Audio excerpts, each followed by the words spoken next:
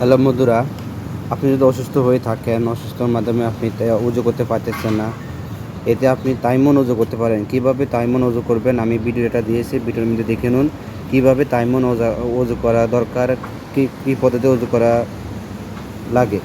তো ভিডিওটা ভালো লাগলে শেয়ার করবেন, অবশ্যই আমার ভিডিওটা ফলো করবেন। ভিডিওটা দেখুন, শেষ পর্যন্ত দেখুন। যদি কিছু জানা থাকে কমেন্ট করে জানাবেন। ও এসব এখানে কি করতেছে? আল্লাহ আল্লাহ! এই ভাই, এই এই এই তুমি এসব কি করতেছো? আরে হুজুর, দেখতেছেন না অসুস্থ মানুষ পানি দিয়ে ওযু করতে পারবো না, তাই মাটি দিয়ে তাইমুম করতেছি। ভাই, তায়াম্মুম কি মানুষ এভাবে করে? ও হুজুর, মাটি দিয়ে তাইমুম করে। আরে থামো থামো, এইভাবে না, তায়াম্মুম করার একটা পদ্ধতি রয়েছে। দেখো, কেহ যদি অসুস্থতার কারণে পবিত্র হওয়ার জন্য পানি খরচ করতে না পারে, পানি ব্যবহার করতে না পারে, তখন তাকে পবিত্র মাটি দিয়ে গোসল ও অজুর পরিবর্তে তায়াম্মুম করতে হবে। আর তায়াম্মুমের পদ্ধতি হলো, সর্বপ্রথম তোমাকে পবিত্রতার নিয়ত করতে হবে। তুমি যেহেতু তায়াম্মুম করতেছো পবিত্র হওয়ার জন্য, তোমার অন্তরে নিয়ত হয়ে গেছে, মুখে উচ্চারণ করে নিয়ত করার কোনো প্রয়োজন নেই। এরপর পবিত্র মাটিতে এভাবে হাত দিবা, ঠিক আছে? এরপর হাতগুলো এভাবে জেরে নিবা। তারপর সমস্ত মুখমণ্ডল এইভাবে ভালো করে একবার মাসেজ করবা, ঠিক আছে?